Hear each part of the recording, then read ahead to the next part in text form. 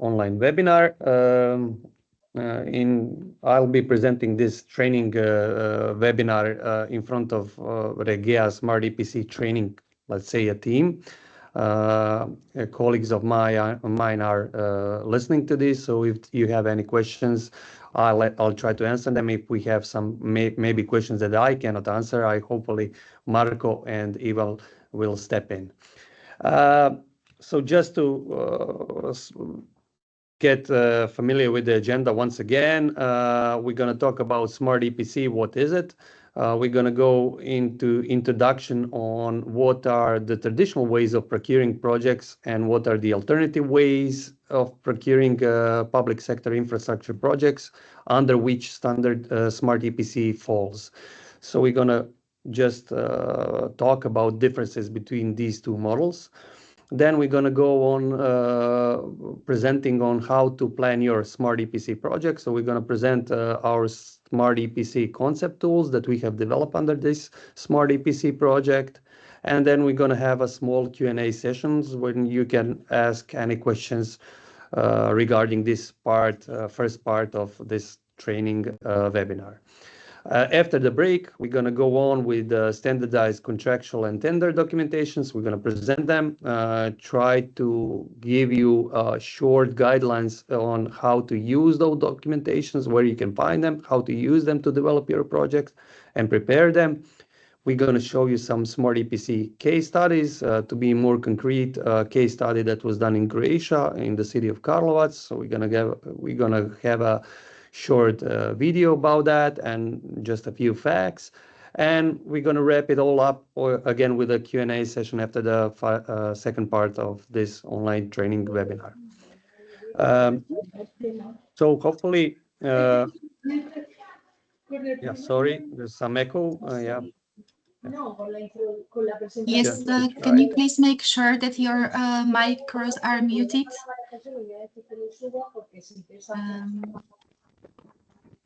I think now it should be better.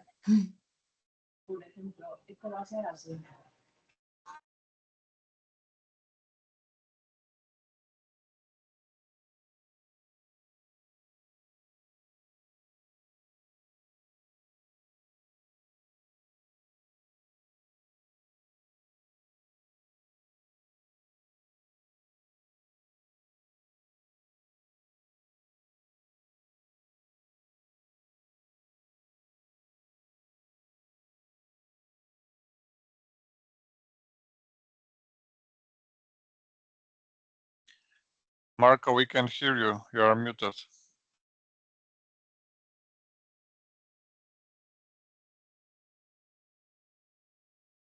Sorry, I muted myself.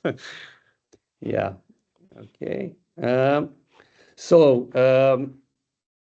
I don't know if you heard me. So to get to the Smart EPC types of projects or the alternative procurement models, let's talk about first about traditional way of how we procure and develop projects. So the traditional model of procuring public sector infrastructure project is still predominant way of how we do investments in public sector. The main characteristic of this model is that the authority is in the center of project development, in the process of project development. So the authority acts as an investor. What does that mean? That means that it procures and contracts separately this development of design documentation. Later on, it procures and contracts separately construction or reconstruction of public infrastructure. Then it procures maintenance, or it does it in-house by its own capacity, maintenance and operation of that facility.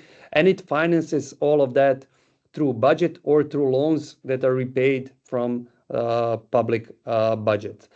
What does that imply or result in? If the authority is the investor which contracts separately all the phases of the project life cycle, that means that all or most of the risks in project lie on the authority. Of course, construction company cannot be held responsible if the design of the project is flawed. So the authority will always pay for extra works or remediation of some works if the design project is fault. And then if it has guarantees, maybe he can repay that from a design company or designer. But that is that is the real question, because as you know, it's really not often the case that you can practically repay all the faults that are done on earlier stages of the project. So as I said earlier, the traditional model, the main characteristic is that the authority is the investor, and that implies that it assumes most of the risk during the project life cycle. Opposed to traditional models, we have alternative models. Again, yeah, sorry. So what are main characteristics of alternative model? The main characteristic is to shift the role of the authority from the investor to purchaser of goods and services. That means rather than having separate contracts for design, construction, maintenance, and finance, in alternative procurement models, we have one contract with one party. Most often that would be a special purpose vehicle or an ESCO company in energy efficiency projects, which then organizes a set of private sector companies in order to deliver project outcomes to authority. So we are not purchasing infrastructure, we are purchasing services. And this is the main characteristic of alternative procurement model. And as a result, we are shifting most of the risks that in traditional model authority was bearing onto the private sector side. This is most of these alternative procurement model contracts are based on performance-based contract. That means that authority only pays what it gets. That means that they pay for the outcomes of the project, not for the works or effort used to deliver those projects. And this is the main characteristic. That means that you will pay only for the outcomes that are delivered to you in the standards that you have prescribed.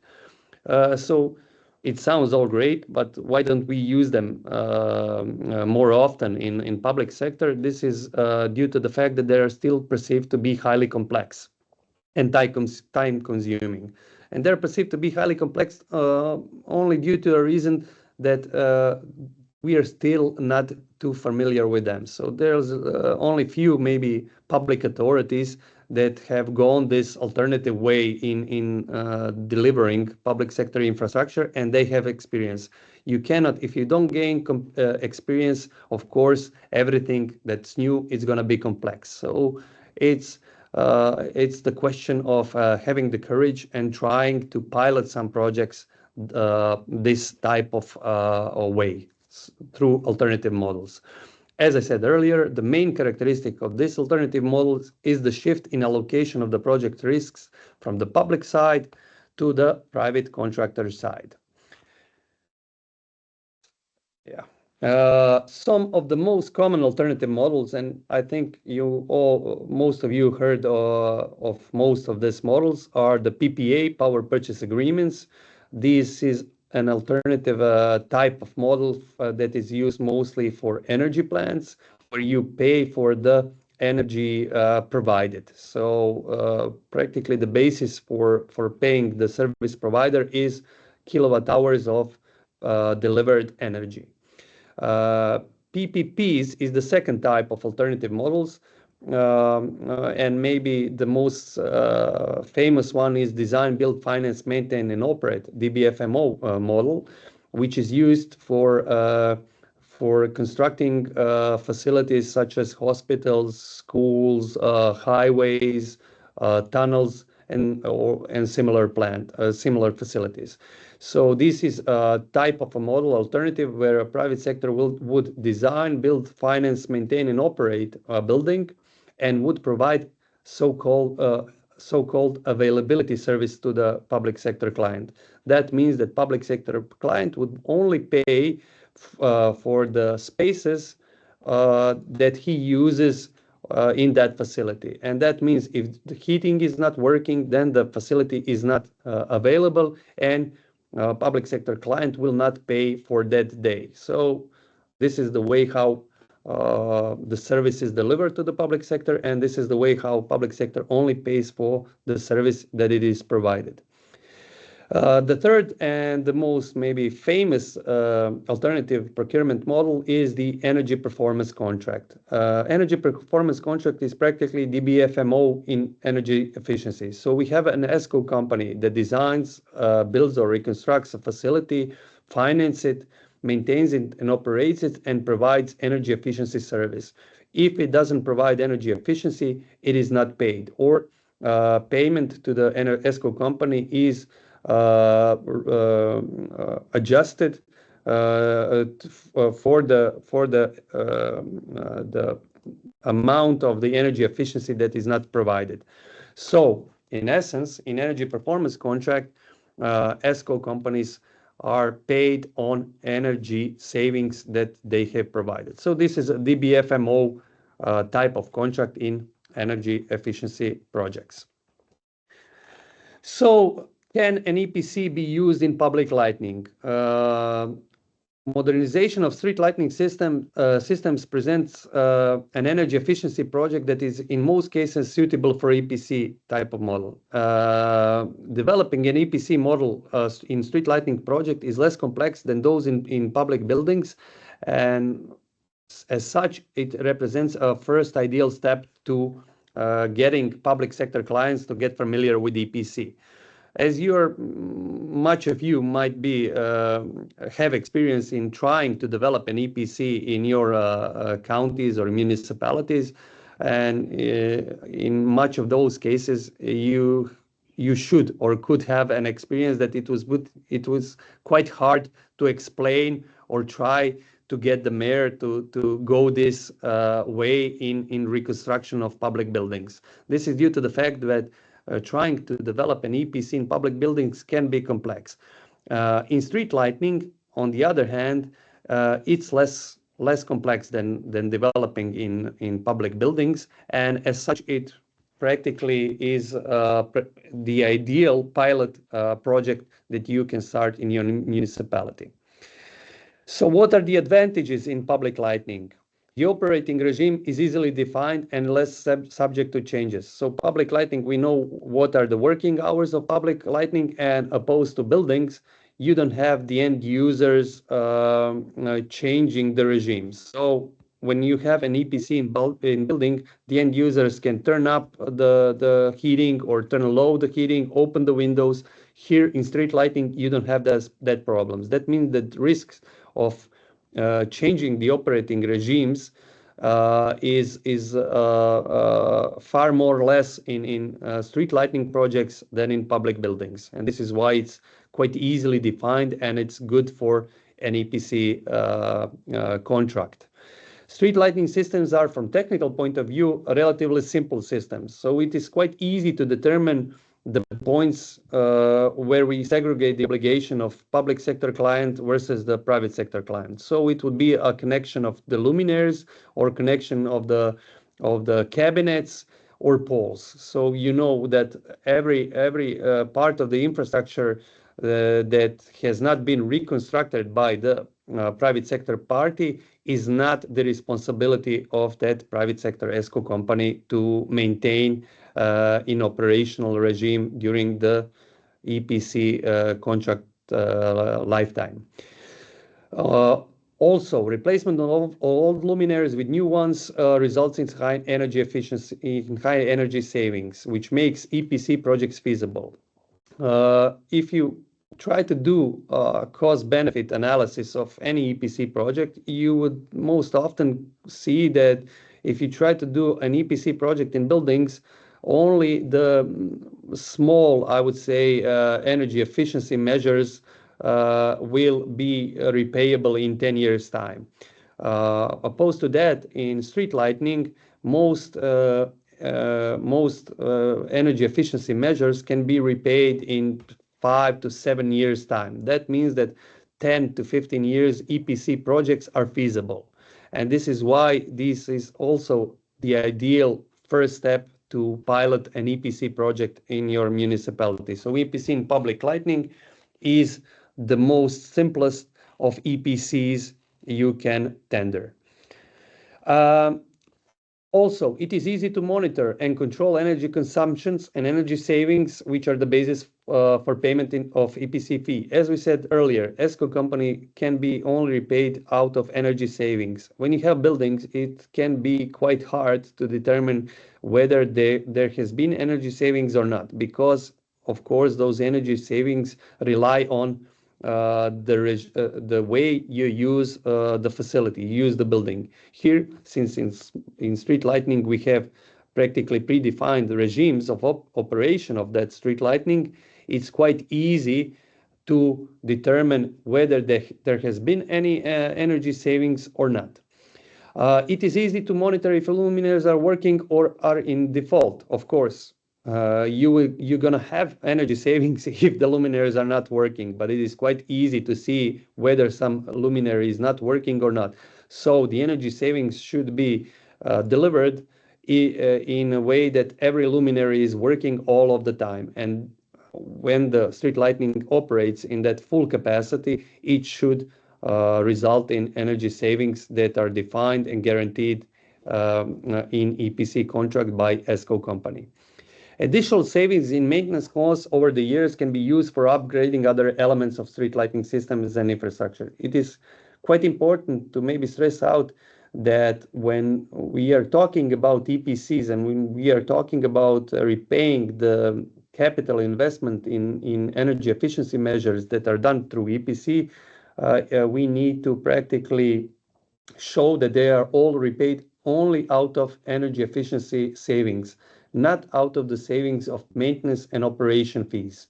So in most of the EPC contracts, you're going to have maintenance and operation transferred to ESCO company, but the savings that you're going to have because you're not doing that maintenance and operations is not the savings that you can calculate under energy savings, and which you can then show that you have repaid an EPC fee from.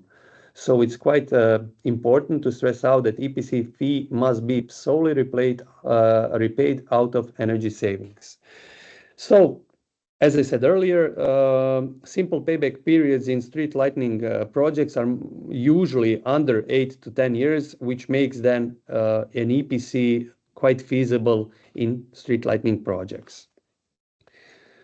So that would be, let's say, an introduction into traditional and alternative procurement models and what an EPC in general is. So Smart EPC, what is it? Smart EPC is a project that is being funded under Horizon 2020 program, which is trying to answer, can we maybe combine some additional services with energy efficiency services to make EPCs, traditional EPCs, more attractive. Smart EPC concept is, under a Smart EPC project, we have tried to develop a standardized set of documents and tools for development and procurement of EPC projects in public lighting infrastructure. So we have tried to develop concept tools and documentation in order to help municipalities and facilitators to prepare and procure these types of projects. In order to test all of these documents, we have tried these deliverables on 6 different pilot projects, 2 in Spain, 2 in Poland, 1 in France, and 1 in Croatia, which we will show later on during our training webinar. So what is it? The general idea is to combine under a single contract reconstruction or implementation of energy efficiency measures with other energy and non-energy services that can be used with public lighting infrastructure. So what are these energy and non-energy services? Non-energy services are smart city applications and 5G communications. So those are services that, of course, use energy but are not related to energy. And energy services are, for example, e-charging service. So we use energy to, of course, charge our electric vehicles. These energy and non-energy services are then can be divided into potentially commercial services like e-charging and 5G concessions, and non-commercial services like smart city application. Why is that? E-charging service is, of course, service you can provide to end users, citizens, and they will pay for this service. So they will pay for charging their cars. You can then provide concessions for 5G networks, which will be paid by telecommunication companies. On the other hand, smart city applications are usually non-commercial services. These applications practically represent additional services to other public sector services, something like smart sensors, video cameras, etc. So these are practically applications and services that upgrade public service usually provided by the municipality or cities, and as such are non-commercial. So under Smart EPC, we'll try to see whether we can combine some of these services with traditional energy efficiency service to try to see whether our contracts, standard EPC contract, can be more attractive to ESCO companies. As I said earlier, under Smart EPC, we have developed a Smart EPC concept tools and a standard documentation. So what is a concept tool? Concept tools are standardized set of documents and tools for development and procurement of EPC projects in public lighting. So this is basically the whole concept. Under Smart EPC tools, we have action plan draft, Excel tools for calculating energy savings, and standardized template for detailed energy audits. These are all documents that will help you prepare your Smart EPC projects and are developed under Smart EPC project. On the other hand, standardized Smart EPC tender and contract documentation represent documentations that are needed to procure your Smart EPC project. So in essence, Smart EPC project tried to develop all the tools and all the documentation needed for preparation and procurement of the Smart EPC project. Why did we do that? To help public sector clients develop and procure Smart EPC project, as we said, the following was developed. So in order to help public sector clients and facilitators use these developed documents, we have developed Smart EPC handbook. And Smart EPC handbook provides practically guidelines on how to use this Smart EPC concept, tools and documentation. We have developed Smart EPC training materials and events, which are intended for cities, facilitators, and ESCOs, in order to get them familiar with these concept tools and standard documentation, and to help them use them in preparation of their Smart EPC projects. How does that look like? And this is just a small graphics. You can find this on our web pages, which I think were of course published together with the invitation for this webinar. On Energy Cities web pages, you can find fact sheets, which are practically introduction into what Smart EPC is, and just a few general facts on what are energy and non-energy services, what EPC is, and what Smart EPC is trying to do, which then feeds into the handbook. And handbook are a more detailed presented guidelines on how to use all of this Smart EPC concept tools and documentations developed under this project. Of course, under this handbook, you can see case studies of best practices in EPC, in smart city applications, in ICT technology for energy and non-energy services. So practically, we have tried to show you the real-life cases of this technology being used in other cities and municipalities. We have done market assessment report, which gives strategic insights into market potential and the implementation challenges. So to get familiar with state-of-the-line technologies and how is the readiness level for that. And at the end, we did develop an ICT output specification. And these are practically technical requirements needed for implementation measures for improving energy efficiency and standards in public lighting. So to go on to step 1, how to plan your Smart EPC project, the Smart EPC concept. We have, as I said earlier, we have prepared concept tools. And concept tools are practically 3 different sets of tools were developed to help you prepare the project. First is standardized methodology, second is analytic tool for data analysis, and the third one is the action plan draft. These are practically the 3 main tools needed for you to test and see whether your project can be a Smart EPC project and to start to prepare it. First, what is standardized methodology, which practically implies methodology for collecting necessary data. This is why did we develop standardized methodology? Well, in order for projects to be reviewed by ESCO companies, we needed to have a standardized methodology for collecting data so that all ESCO companies can easily try and analyze the data that they're being given and try to compare different projects. So methodology for collecting all necessary data about the public lighting system needed to perform technical and financial analysis of the project.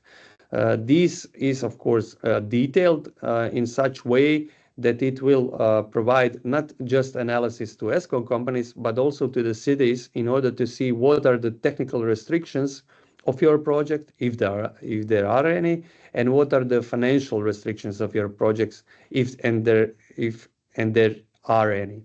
So it would be easier to provide analysis. Standardized set of data enables, as I said, easy comparisons amongst different projects, as well as enabling potential service provider to easily check all technical inputs. In this standardized prescribed methodology, we prescribe minimal levels of detailed data that needs to be collected, which then helps reduce risks and uncertainties in project development and later on in project realization. Of course, the lesser the risks, lesser uncertainties, more detailed information on data we have, the lower EPC fees would be. Because ESCO companies, if they have risks, they always put a monetary value on it. If they are not familiar with something, they will, of course, try to get paid for it. They will calculate that in their EPC fees. This is why detailed energy audit needs to be done, and why we have to have a standardized methodology for collecting this kind of data, which is, of course, the first step to see whether we can have a feasible EPC project. The second would be the tool that we have developed is the analytic tool for data analysis. It's a practically web-based Excel table, which is then used for analysis of the data that we have collected through standardized methodology. So it is practically in a form of Excel table, and it helps clients easily analyze feasibility of project by calculating potential energy savings. As I said earlier, in order for EPC project to be feasible, it needs to be repayable solely out of energy savings. So practically you need to analyze all the capital investments that you will do in your projects opposed to savings, potential of savings, and if it is repayable in 8 to 10 years time, then you would have a feasible EPC project. If it takes longer than that, then maybe you would need additional financing or subsidies in order for that project to be an EPC feasible type of project. Energy savings in energy costs will define the potential for capital expenditure, as I said, as well as operating costs that can be financed for future energy savings. Energy savings will vary depending on not only on changing source of lighting, but on management of public lighting systems or regimes. This is also quite important to stress out, because energy savings provided in standard EPC projects in public lighting are not derived only from changing the LEDs. but are also derived from changing the usage regimes or the dimming of the public lighting public lighting system. So these are all additional ways how you can provide extra additional energy savings. Of course, those dimmings should be done in regimes of low traffic in order not to lower the security, not to lower the standard that needs to be delivered on public surfaces throughout the night. Action plan draft, and this is the final tool in the standard EPC concept tools. It practically represents a document or a project implementation plan that will be used to present your project to city officials or city councils or to general public. So we have developed a draft of an action plan, and it is included in the Smart EPC concept tools in order to help the clients structure a project program and present it to municipality councils and general public. Action plan should answer to the question, what are the problem and what are the solutions? So what are we trying to achieve with this project? What is the purpose and the goals? What are the restrictions? And how do we finance this project and in what time frame? In general, in action plan, we should provide, of course, the reasons why we have decided to go alternative procurement way. That means, in general, we should practically do something which is called public sector comparator. That means practically cost-benefit analysis on why is it better to use alternative procurement model than traditional financial model that you would use if you would deliver the project in traditional way. This action plan should be presented to decision makers and should be adopted by, of course, city councils. In such way, you will ensure your political determination for project realization, which will then, of course, help you to further develop your project. In many cases, we have been witnesses of one, I would say, political party that is leading the city and their will to go this alternative procurement way. But when elections come and when there's change in the political leadership of the city, then the project is practically stopped.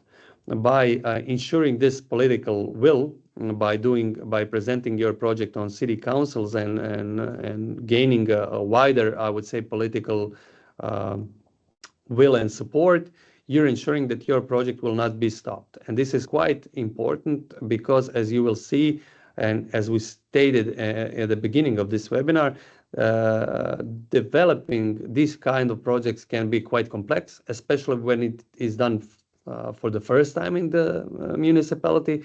And since it's complex and it's done first time, it can be quite costly.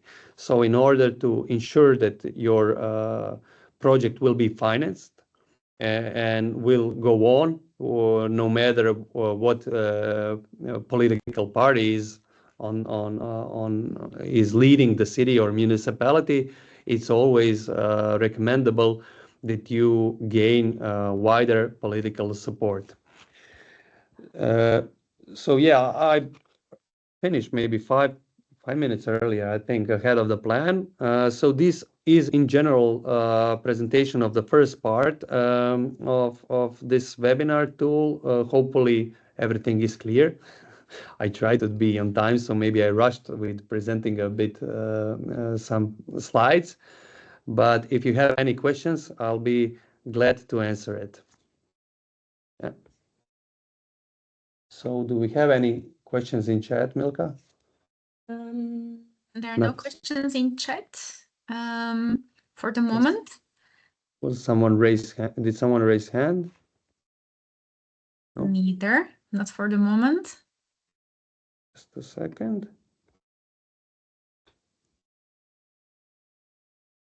Does anybody here have experience with similar projects? Maybe they can share their own experience with us, barriers they met, or something they have resolved.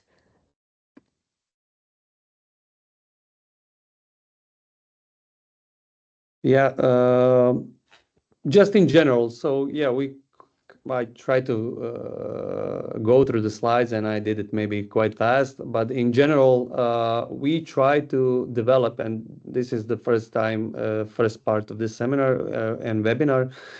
We try to develop these smart EPC concept tools in order for, as I said earlier, in order to prepare municipalities and cities in order to help them prepare their smart EPC projects.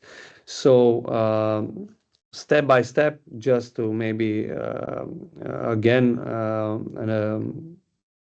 stress this out, the general idea would be for you to get familiar with what Smart EPC is through Smart EPC Handbook, which then practically gives you a guideline on how to use these Smart EPC concept tools. All of these tools are, as I said, just to stress this out again, are used for you to see whether you have a feasible EPC project or not.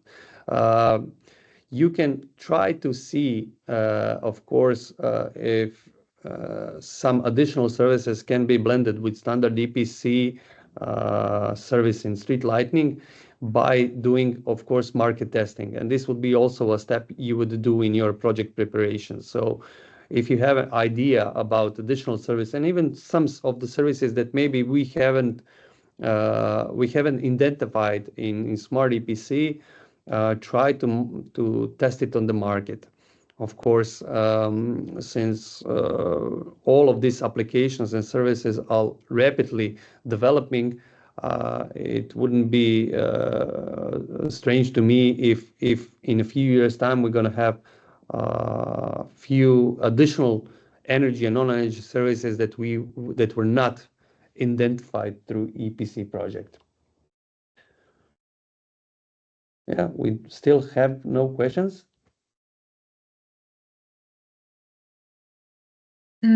As there are no questions, then maybe I would suggest that we take a short break now.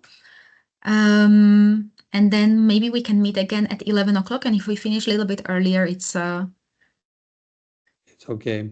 It's okay. It will be just before the lunchtime. Yeah. So if it's okay for everyone, if you want to grab a coffee, we will meet again at 11. I will not interrupt the session. It will be running. Okay. You can just connect back. Or so we'll connect at 11 o'clock, yeah? Yes, we are starting again with the step 2 at 11 o'clock. Thank you very much. Thank you. Thank you.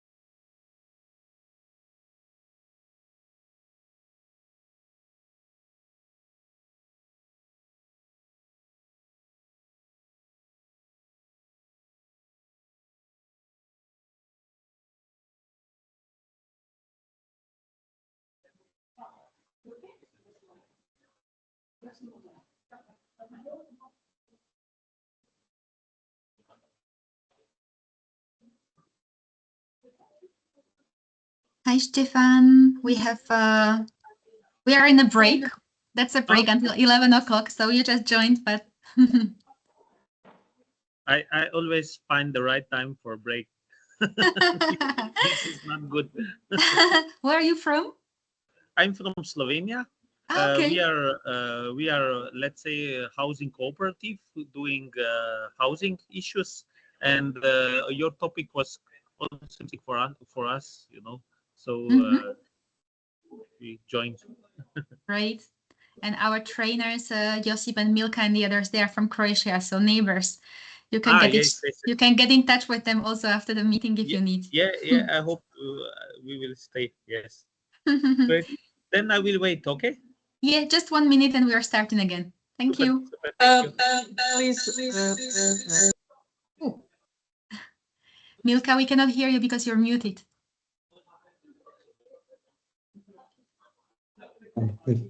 Jana, please, a few more minutes break, and then we will join you. Yeah, Just no problem. Welcome, Stefan. Hello, lep pozdrav.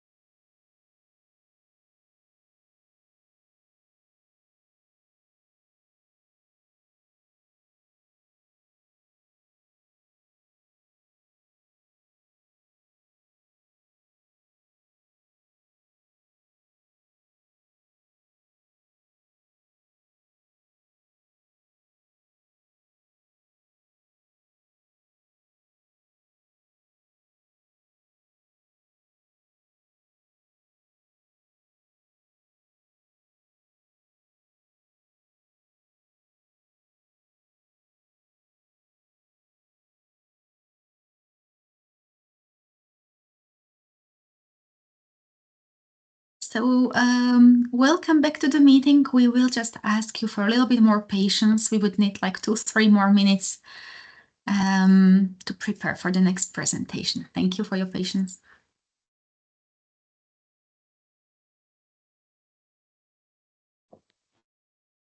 Jana, I think I am. Yes, Josip, whenever you're ready, we can start.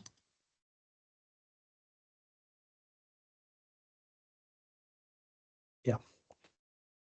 Hopefully you can see the screen now. Yeah. Yes, perfect. Uključi si kameru. Yeah.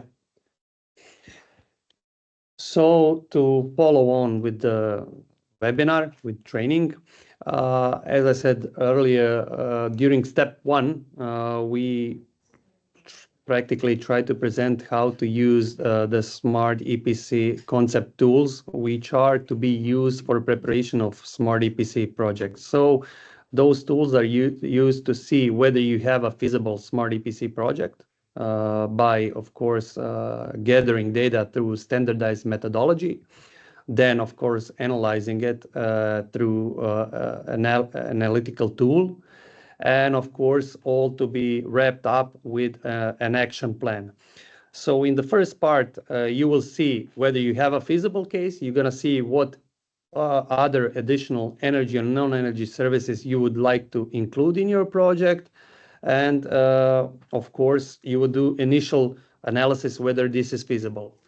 When you do that, and this is the first, of course, the step in project development, then you go to the step 2. if you got your political will and decision to go ahead with the project, you will start to prepare your standardized procurement documentation, which consists out of contractual documentation and tender documentations.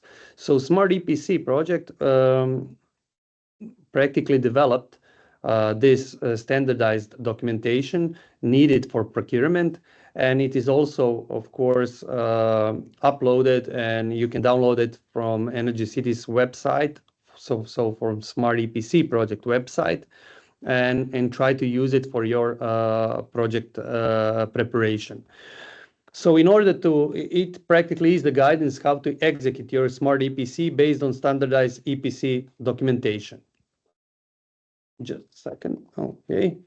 So it consists, as I said, out of Smart EPC contract documentation and auto tender documentation. So Smart EPC contract documentation is practically a draft of standardized general contract documentation to be adopted or amended by clients.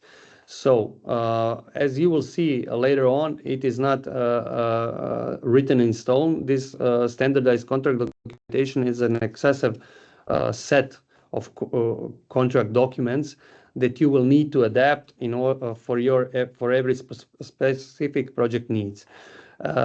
Tender documentation is done in a form of guidance to help you guide you through the tendering process. So hopefully with these two documents, you would it will practically ease you with the process of preparing your project for procurement. So what is Smart EPC contract documentation? It's a general concept that is detailed and extensive, so it can be easily tailored to client requirement and needs. What does that mean? So as you will see when you download the contract document, it's quite extensive and quite detailed. It has over 50 pages of general contract documentation. And this is due to the fact that we have tried to incorporate all the clauses needed in order to define all the obligations of a public sector client and a private sector client in a general Smart EPC project that would include energy and non-energy services. Of course, in your cases, when you develop your Smart EPC project, some of the clauses might not be needed. And we have tried to develop this standardized contract document in such a way that it would be quite easily to cut off the parts that you think you don't need, as well as maybe just take parts of a standardized EPC contract and put it in a form or a format that is maybe more familiar to you. So in essence, it should be quite usable to you, and it should help you define general requirements for each contractual sides in a standard EPC project. So cities can should quite easily adopt and amend documentation to their needs and national legislation frameworks. I would just like to state that this contract documentation is, since it is quite detailed, it should fit to most of legislation frameworks in most of the countries, so it shouldn't be quite hard to amend it to your national framework. Conclusions to be drawn after stakeholder workshops and market consultations, and to be used to amend and revise standard documentations if needed. Just to maybe give you a heads up, when you do procurement of this kind of complex project, it is recommendable that you practically draft initial draft of contract documentation and tender documentation, and you use it to do market consultations before you formally initial your public procurement procedure. In our case, and our experience is that we need at least 6 months in order to see and get feedback from market players to see whether there are some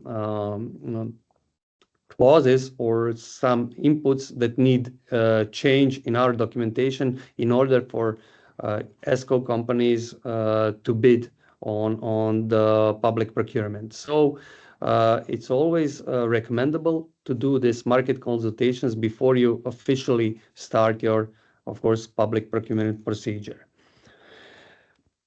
In general, to go back to the contract, the general concept of the contract is structured so that there are three different types of investments under one contract. We have a standard EPC. So a standard EPC means that energy savings are derived from modernization of public lighting system. That means changing of the light bulbs, and that that fee is paid out of those energy savings. Then we have investments in energy and non-energy commercial services. So we can have these services that have commercial feasibility, such as non-commercial services that have no commercial feasibilities, such as smart city services. That means that public city officials should pay for those investments, and those investments will not be repaid either from energy savings or from end users. And you have the third investments. Those are energy and non-energy commercial services, such as EV charging or, let's say, 5G concessions. So those are services that you can practically have some commercial value out of, and which can then be used to lower your EPC payments for.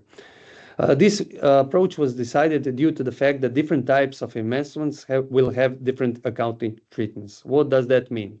That means if you're familiar with EPCs will, if done correctly, will not be recorded as public debt. But investments in energy and non-energy services that are non-commercial, which you then need to pay for those services that is delivered to you, those investments are always treated as public debt. And investments in energy and non-energy commercial services will depend whether they will be treated as public debt or not public debt. Either way, we have three different types of investments and three different ways of how we will record this. So, as I said earlier, when you will practically report on your public debt, you will have in one project three different investments and three different types of debt to report on. Management of public lighting system is left completely on the authority city side, so savings are derived from monitoring active powers of components. This is quite important to stress out because we had a lot of questions: who will manage public lighting, who will dim those lights during night hours, and will it then influence the level of security on public areas and public roads. In order to keep this on public authority side, we have decided that in our standard EPC contract documentation, this is a responsibility of a public authority. So we practically, public authority has the power to change the dimming regimes and to switch off and turn off the lights whenever they want. So if they have this power, how can we then practically see what are the energy savings that ESCO company is providing to us? In order to achieve that, we have prescribed that energy savings will be monitored on active powers of components. That means on service delivery of each component that uses energy, so the luminaires. So practically what we monitor under this EPC project is whether equipment is delivering the outputs that are required under the energy performances that are defined by the contract, and whether it will result in energy savings in total. What we have prescribed, it will be a result of whether public sector client will use public lighting infrastructure in the regimes that it is intended to use, so that he has practically used to calculate energy efficiency in the beginning of the project. So just to see the risk of changing energy regimes is solely on, or lighting regimes is solely on public side or public authority. So step-by-step approach, how do we start to draft the contract documentation? How do we start to use this standardized contract documentation and to draft it to amend to our specific project needs? So first of all, first step would be to define the project scope. Use the analytic tool and market consultations to define the scope of the project so it is feasible. As I said earlier, whether the whole public lighting infrastructure of the city or a part of it will be in the scope of the project is to be decided after you use the analytic tool, after you gather your data, your energy audit data, and see whether it is feasible under EPC. In some cases, you're going to have maybe luminaires that are not too old, maybe 3 or 4 years old, that are already energy efficient, and there is no sense in changing them for LED. In other cases, you will have old luminaires that, of course, changing them to LED will result in such energy efficiency measures that they will be included in your project scope. So the first step would be to define the project scope, define the public lighting infrastructure that will be reconstructed and modernized, decide on where the responsibility between the client and service provider, where the responsibility of one contract side ends and where it starts from the other contract side. So whether this will be on luminaires, whether this will be cabinets, what will be let's say the scope of reconstruction that will need to be delivered by the service provider, because service provider should be responsible for every measure that he has provided. So if he changes the cables, he would need to be responsible for the cables. If he doesn't change the cables, then it is not recommendable that he is responsible for cables not functioning correctly. That's, of course, quite important to stress out.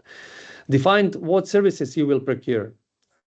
In the first step, when you practically use your concepts tools, you need to decide what would be the energy and non-energy services you would like to include in your project. When you decide what energy and non-energy services you will include in the project, you will use your standard EPC contract documentation and practically cut out all the services that you will not use, or amend it and adopt it, or add some services that you will use in your project and that maybe are not stated here with standard EPC contract documentation. Define what services are commercial, also quite important. See whether whether services you intend to use or include in your EPC have commercial potential. If they do not have a commercial potential, then see whether it is feasible or if it is more maybe if it is better way to leave them out of your project. Because if you have a service that is not commercial, that is gonna practically include more costs than added value, then it will be just a burden on your Smart EPC project. So try to test this out before you do your contract. Try to go through market consultations to see whether there is commercial viability of some services that you have planned to include in your project. Use standard contract documentation to specify required outputs and technical restraints. This would be this you can do by using, of course, a part or an annex to standard EPC contract called technical requirements. These technical requirements are defined in an output and not a technical input way. What does that mean? That means that we have not described technical inputs. We have not described the equipment, what are the technical specifications of the equipment to be used. We have tried to describe the services in form of outputs. So what is output that we need to be delivered out of some service? What are the outputs of the service? This is used to, this is practically the standard way how you define the outputs or you define the services in alternative procurement models. And this is used because in this way you practically leave service provider or ESCO company to decide on which is the optimal way or which is the optimal technology to be used to deliver you the outputs that you need. This is how we practically include innovative solutions in our contracts. So define what is needed and not the way how that is to be achieved. Define the minimal technical requirements. That means restraints. Of course, you need to define if you have some restraints such as compatibility issues. Of course, if you have, let's say, some softwares that you are using in your city, in your municipality, and you need a new software that will be used for managing your street lighting to communicate with that software. So you're gonna explain through your technical requirements what are requirements of your software to be compatible to the software that ESCO company is gonna develop. So these are the constraints. Define what is on site and what is already implemented in your city, in your municipality. So the ESCO company will know how his equipment and how his services can be compliant with what is already implemented.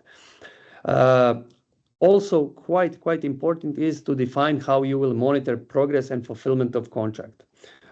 As I said earlier, this type of contracts are performance-based contracts. They're practically based on the outputs and KPIs you're gonna define.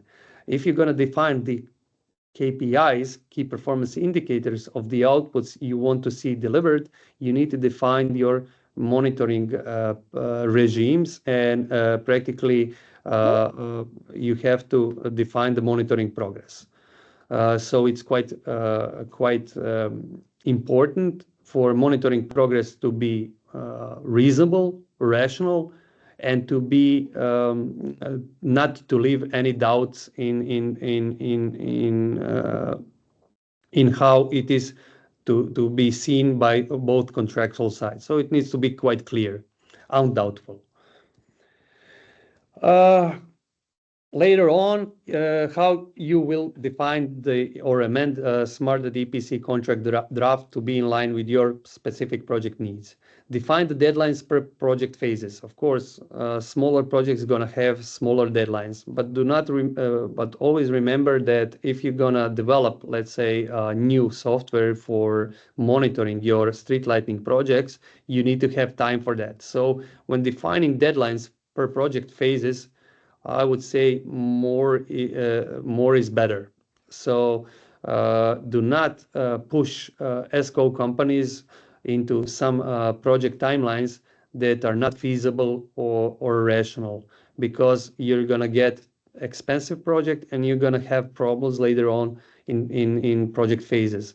Because when you look at the traditional way, you're always going to pay for the work or the effort that's being, of course, delivered. But here, have in mind that ESCO company is financing this, and it will finance this through bank loans. And if it misses some project phase, and if it's going to be late in some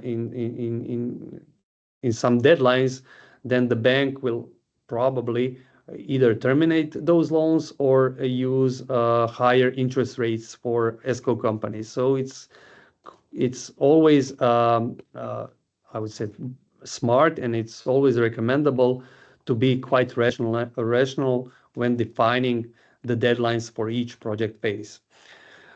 Second, define risk allocation. Be careful in what you keep of the risks, because it will influence the off-balance treatment of your project. Of course, when you're going to go through market consultations, you will find yourself in situations that most of the ESCO companies will try to shift some of the risks of project realization back on the public sector side.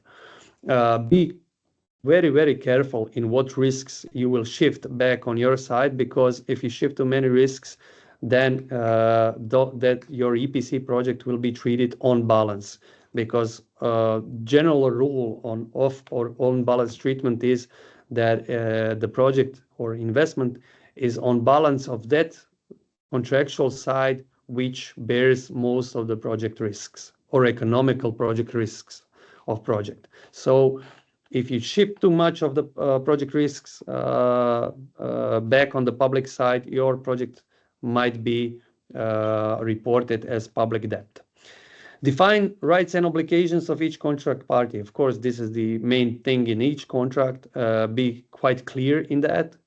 Define the rights you have, define the obligations, and try to be more as detailed as you can be in defining those obligations. Of course, contract is always drawn up and read if things go wrong. If everything goes right, then it's quite easy to manage any contract, and EPC contract the same. But when things go wrong, everybody, of course, reads the contract. So try to be as more detailed as you can, because it will save you a lot of effort later on in managing your contract, and especially in avoiding doubtful situations where you maybe will have issue with whose obligation is to do something between different partners. Define payment mechanisms. What are payment mechanisms? That is linkage between the payment and the service delivery. So delivery of the services that you have defined in your contract and that are guaranteed. Link between that and the penalties and reward is what's called payment mechanisms. So in order for this contract to be off-balance treatment, first and most general rule is that payment must be linked to energy savings. If there are no savings, penalties should equal the level of savings that were not delivered. That means for every extra energy cost you needed to pay because you didn't get delivered energy savings, those extra costs should be paid by ESCO companies. So try to link all of this into your payment mechanism, because this is the general issue for having the off-balance sheet treatment of your contract. Define situations that lead to contract termination, breach of contract, and ways to calculate the termination fee. This is also quite important, because if you have uncertainty with what happens if the contract, if some contractual party breaches the contract, and what will be the termination fee to be paid to contract party, then you leave your project into areas where you cannot manage them. What does that mean? Then you're going to have quite costly litigations or between you and the other contract party, and you will not be certain how it will be ruled at the end. So if you have quite clear situations defined that will lead to contract termination, and if you have quite clearly defined how you calculate the termination fee, you will see that in most cases both contractual parties will try to leave contract on life, not terminated, because of course they will be aware that this means that both of the sides in these types of contract will practically lose. So contract termination should always be the last step to be used, and if you define it quite strictly, and if you define how you calculate termination fee, then it will not be used as a tool to from one side to threaten the other side, but it will be used as a tool to let's say make conscious to the both sides on what termination of the contract will lead to. Also, additional thing that I would like to add, and which is quite important in the standard EPC contract documentation and in EPC contracts in general, is the value of investment. So every contract of this type should have a table that practically defines or specifies the costs of the project. It is not standardized cost calculations done by specific elements, but it is specified as a group of elements or a group of works. So in standard EPC contract documentation, we have made a draft of a value of investment, and that will show us the costs of the project during its lifetime, during the contract lifetime, so in 10 to 15 years. This value of investment defines the cost structure of the project and of the finance of the project, and it is used later on for calculations of the contract termination fees. Why is that? And how it looks like? Okay, this is not a good picture because this is too small to see, but since all the project costs are defined in the time when they happen, you can easily calculate what costs of the project have been encountered in, let's say, third year, and what project costs are still to be encountered with. So when you calculate termination fee, of course, you will not pay for the costs that have not been yet dealt with. In essence, this is quite useful because it will help you define in any second of the project what is the fair value of contract termination. Leading on to tender documentation. If you remember, I said this earlier, contract documentation is defined and is developed as a quite extensive and quite detailed contract documentation with all the clauses defined upfront. And clients can easily amend it and tailor it to their own needs. Opposite to the contract documentation, we have developed under Smart EPC project a draft of a tender documentation. Why a draft? We couldn't develop a standard tender documentation because in each EU country, even though we should have similar or the same public procurement law, some, I would say, things are maybe different. So in order for this document to be usable throughout the EU Union, we have made a draft of tender documentation in such way that it provides guidance on how you should define certain things in your procurement documentation. So the draft of a Smart EPC tender documentation is provided to help the clients to draft the public procurement documentation. What we want to always stress out is remember that you're looking for an investor and the service provider and not the contractor. So focus on minimal requirements that provide proof of that. Why is that? If you would to search for a contractor, in most cases you would provide you would define minimal technical requirements that your contractor needs to have in order for it to reconstruct your, let's say, public lighting infrastructure.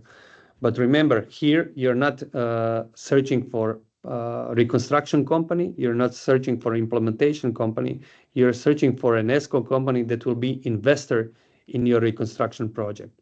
That means that that company provides service, energy efficiency service, and that company, that investor will practically procure or contract a company that will then do the works. So you are not procuring the works, you are procuring service, you are procuring investor. That means that in most cases, what you would look for is that your investor, your ESCO company, has prior experience in providing energy efficiency service, that it has finance large enough to finance your project so that it can raise finance to finance your project. And these are minimal technical requirements you're going to search for. You will not search for prior experience in changing the balls, in changing LEDs. You will not search for, let's say, technical requirements of the LED that's going to be used. So you will not search for company that will produce those equipment. You will search for the company that will practically organize all of this project and deliver you energy efficiency services. So you're procuring a service, not equipment or works. Second thing is you should always tender on the basis of the minimal fee for the service, but the cost specification should be specified in the tender. What does that mean? That means that prior to the tender, you would need to practically do your own calculations, see what is rational or realistic fee that you should get for your service, and that should be the maximum EPC fee prescribed through your tender documentation. And you would go to your tender process by searching an ESCO companies that could provide you with a lower fee. In tendering documentation, you would usually have value of investment, table of value of investment, as seen in earlier slide, where potential tenderers will fill out value of investment and will define in such way all project costs during project lifetime. And through calculation of all the project costs, standard EPC fee that they will tender with will need to be a result of that costs. Another guideline which we want to note is to give enough time for public procurement process. As I said earlier, you're going to have market consultations and you need time to really go through these market consultations. In our experience, it should be at least 6 months or so before you start your public procurement process. But when you officially start your public procurement process, then again, you need to have additional enough time for tenderers to prepare their bids. You're going to see that ESCO companies can prepare technical cost calculations and can practically organize all the thing needed to offer you a fee for this service. But what will be quite difficult is to provide financing for the project. So for ESCO companies to provide you with an EPC fee, a tendering fee, so to bid for your project, in order for them to bid project, they would need to have value or also an offer from the financiers, from the banks. And in order for them to get the offer from the banks, they need to go to the banks with all the costs calculated before. And then the banks have internal procedures that take quite some time in order for them to say what will be the fee that financiers will look for if they are to finance that project. So give enough time to your tenderers to prepare their bids. I would always recommend at least 3 to 6 months for projects of this size. Be aware of that, because if you don't give them enough time, you will not get the bids. You will not get the bids that you practically are searching for.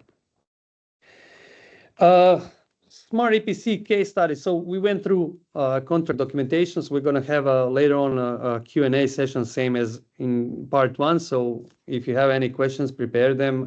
We're going to go through them after this step 3 or third part of this presentation, which we have intended to show you a few of the case studies, or to be more concrete, to show you a case study of our pilot project in Karlovac. So to start off, we're going to show you more specifics later on, but we have prepared for you for this webinar a small video clip of 1 or 2 minutes, I think, of our Smart EPC project that was developed and realized in city of Karlovac. So let's take a look. Hopefully this will run. Yeah, so this is one of the pilot projects developed under Smart EPC. Just a second. Greetings from a city on 4 rivers. Originally built as a fortress, it is known today for its green parks, rich history, and beer industry tradition. Numerous music and cultural events take place in Karlovac, such as the Beer Days, which attract visitors from all over Croatia and the region. To make the city even more recognizable and support exciting nightlife, it was decided to modernize its existing public lighting system. The city of Karlovac has joined the European project Smart EPC, which aims to test a new generation of energy performance contracts that incorporate smart energy services in addition to the reconstruction itself. Smart EPC enables the reconstruction of the public lighting system along with the development of advanced communication networks, the construction of electric vehicle charging stations, and other so-called smart city technical solutions.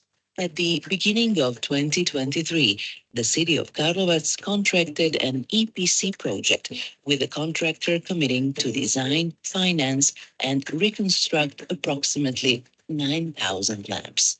The contractor will only be compensated for the energy savings realized during the 10-year contract. Software tool also monitors the execution of the contracted energy performance service, the achievement of guaranteed energy savings, as well as the functionality of the luminaries.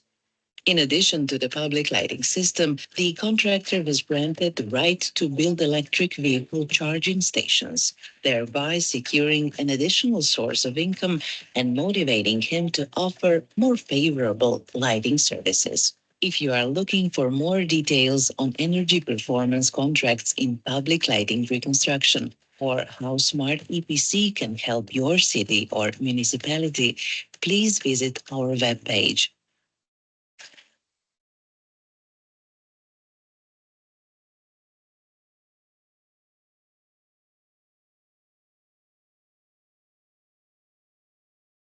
Well, as you can see, we are quite proud of this. This is our first pilot project that's been realized under Smart EPC project. So it is practically reconstruction is over, and by beginning of this month, it is put into use. So we have replaced under this Smart EPC project somewhere around 9,000 luminaires, to be more exact, 9,083 luminaires in the city of Karlovac.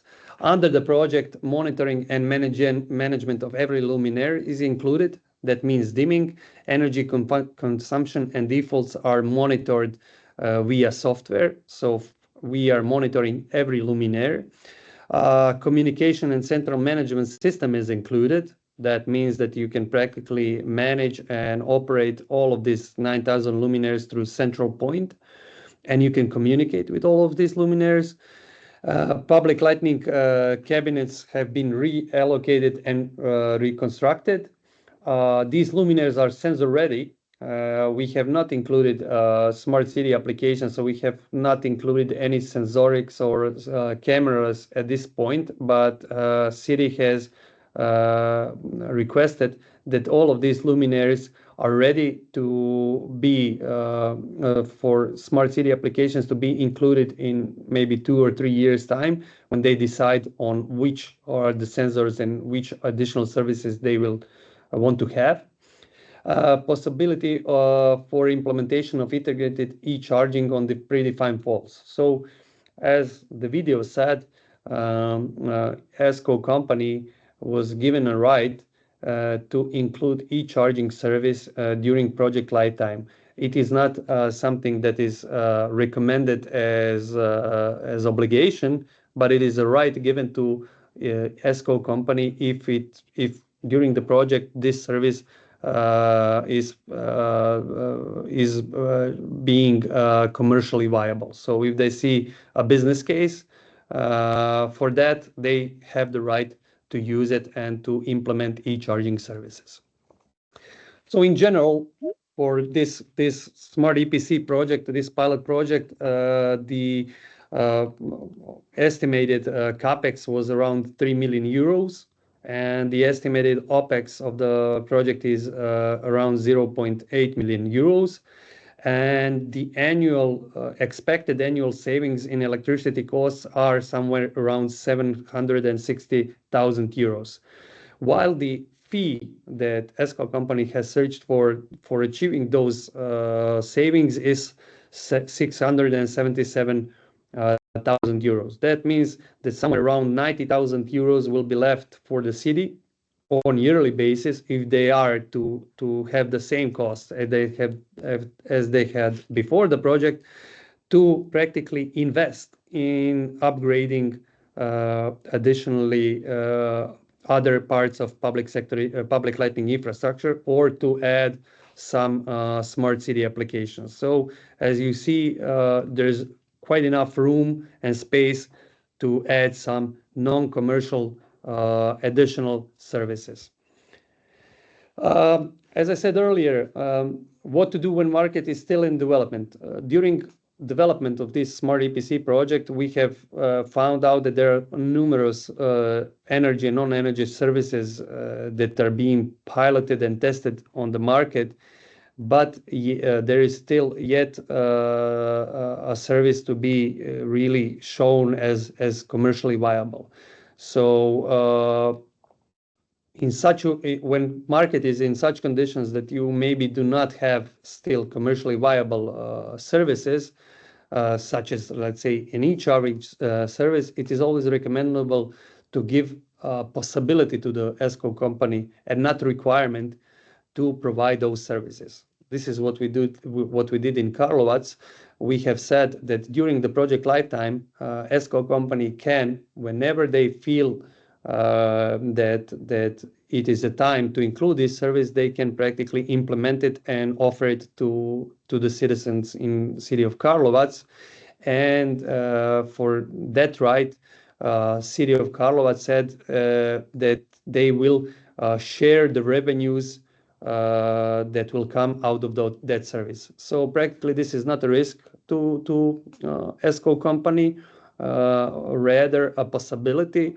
And by revenue sharing, by practically naming or specifying the percentage of the revenues that will be shared with the city, they can calculate quite easily the costs and potential, and see business case potential of that service, and see when to include that service and provide it to citizens or not. So just as a recommendation, if you have these services that you would like to include and maybe it's not the time yet, you can maybe provide a possibility, not a requirement in your standard EPC projects. So all of this documentation that we have used to procure these pilot projects, of course, can be used on Energy City's website, Smart EPC. So these are all downloadable deliverables. Try to use them. Try to see, we're going to have recorded training. This online webinar will be recorded and also available on websites. So you can maybe use it to remind yourselves of some things, or you can always contact us with a help if you need some help to help you with preparing and procuring your Smart EPC project. I think we are at the end of presenting stage of the webinar. So this is a Q&A part of the webinar. So if we have any questions. Yes. Yeah. Dionysius asks, do you have any reference about European cities with the most successful on-cost reduction EPC contracts? I think we have mentioned what are some of the standard EPC contracts that we have found, but we have not referenced, I think, in our case studies concrete cities. But we will amend our case studies deliverables so that you can find on web page with those additional informations. Because of course those deliverables that you can find now on web pages will be amended and fulfilled with new information. We do this every 6 months. So I think in 2 months' time, Milka, correct me if I'm not wrong, we will 3 months. 3 months time, we will add it with new information.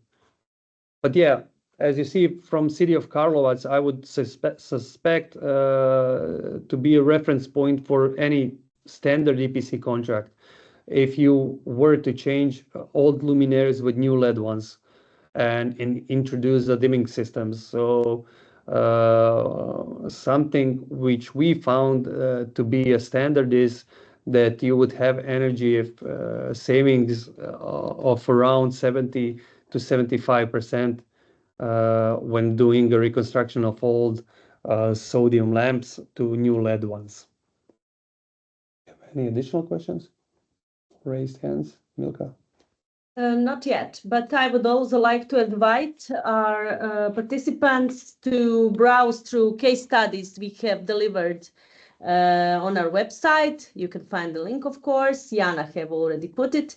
So there we had distributed the case studies based on our focus areas, let's say. You can also find case studies about EPC itself. You can find case studies about EV charging during public lighting reconstruction. You can find case studies with public lighting reconstruction with communication services added.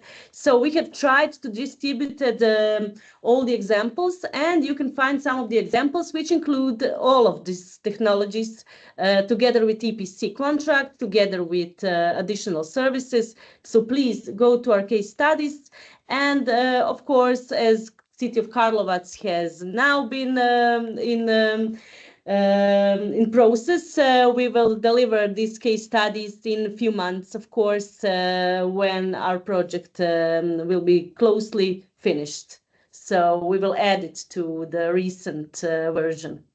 Yeah, but in general, when you will try to look on web pages of EPC contracts, I think you can find many cases of standard EPC contracts in public lighting. As I said, public lighting is ideal for maybe piloting an EPC project. And throughout Europe, if you will search for EPC projects, I think you will find most of street lighting projects. So I think that there is no country that did EPC in buildings that didn't do EPC in public lighting before that. So public lighting is quite, it's more simpler than doing an EPC in building, and presents really a great pilot case to show possibilities of this alternative procurement models, and to show the possibility of financing projects through energy savings. And as I said earlier, our experience, in my experience, what I saw is that projects have this energy savings from 60 to 75%, even more, depending on dimming regimes that they have used. But solely on just changing technology, you would have 60 to 65% energy in energy savings. So yeah, these are quite financially visible projects. We would like to also invite you to ask additional questions. Of course, there's a possibility to have one-to-one interactive session with us, which we already see that some of you already applied for this. But of course, you can ask some questions at this moment if you think it will be of interest for other participants on this webinar. Yeah, we have additional questions for Katarina. No, the e-chargers were not installed. We have showed it is the picture of e-charge station that was shown was a e-charger that was used there separately, not included or implemented into public lighting structure, so in the poles. But in contract, the right to implement e-chargers is on poles and beside poles, but using a public lighting infrastructure, so cables or cable infrastructure. So how can I say? Cable lines. Yeah. So this is e-charging service is not yet in place. Service provider is not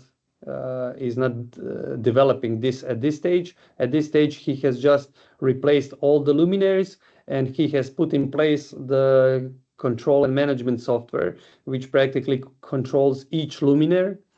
So it communicates with each luminaire and controls whether it works or not, whether it provides energy service or not, and it practically calculates energy efficiency fee every month. So we have introduced automatical calculation of the fee for the service provider. If he has some flaws, if he doesn't react on time, then the fee is automatically reduced for the services that are not delivered. So at this time, e-chargers are not functional. It's not a service that will be provided. So the ESCO company is still calculating on financial viability of that service. Yes, just to say maybe one additional statement. We are testing this model throughout different EU countries. We are trying to get the best experience and to have the concrete documentation which will be tailored by any EU country. And we have some experience already from our two Polish cities, Krakow and Warsaw, from our two Spanish municipalities, cities, Rivas and Murcia, and of course from the whole region in France. So yes, we are planning to have a lot of experience, and you will find it soon as all of these reports are due by the end of this project. So you will find a lot of more material and concrete barriers we have met and concrete solutions we have offered. So they are all prepared and will be finalized soon. So we have a lot of additional things to offer. So when we will have these interactive sessions, we will already have something concretized. So maybe we can get to know you with additional examples and our additional experience, which might not be presented during this webinar. Do we have any? Thank you very much, Milka. Yeah. Are there any questions? We have 5 minutes left until the end of the meeting. Maybe you would like to share your experience with Yes. EPC? I'm wondering what is how are the situation in Slovenia? Maybe Mr. Stefan can tell us his experience. I'm wondering whether there are neighbors, maybe they have similar experience as us. I don't know. Hello. We are on a little bit on different topic, but this topic is very interesting for us. We are on the field of cooperatives, so building, let's say, households, and also making a cooperative movement in our city, in the second biggest city of Slovenia, Maribor. So this way that you showed us is something that I think is necessary to develop in, let's say, not just in our country, but in all our region, especially also with the getting energy from the solar panels and everything connected with that. So it's quite interesting for us, but it's first time something I didn't know that you're doing so good job. So congratulations once again. Thank you. Maybe because we are too close and we don't hear us so often, and then we have to. Yes, thank you. Well, if you have any experience in this, so if you have anything to offer, your experience, of course, we are here to maybe have one session to, if you're interested in more details and how to maybe transfer this experience into Slovenia. I don't know if you are all free to apply for such sessions. Yeah, thank you, Stefan, for your email, because maybe if you, I don't remember if you were registered, but yeah, like that we have it. And I also wanted to say that those of you who registered to this webinar and training, and you were interested in a one-to-one session with Josip, we will contact you so that on a bilateral basis you can find the best time slot for your meeting. Okay. So if there are no more questions, Josip, Milka, would you like to have any final words? Oh, well, Jana, as you said earlier, hope this helps you navigate through this webinar and training webinar helps you navigate through the deliverables that we have developed under Smart EPC project. It's been I would say interesting trip and experience in developing this documentation and trying to compile different experiences from different countries. Hopefully we have managed that as a consortium, and if you have any questions, we feel free to ask. Feel free to, as Jana said, we will try to organize bilateral meetings, help you go into more details of these documents. I know it's quite hard to do this under one training online webinar session of 2 hours. So it's only enough maybe just to present a bit about the deliverables that we have developed. But if you have any questions more concrete or need more detailed explanations on something, feel free to contact us. We are here for you. Thank you very much, Josip, for these nice final words. Yeah, thank you as well for your participation, for your patience. You stayed with us until the end, so that's really encouraging. We hope it was useful and interesting.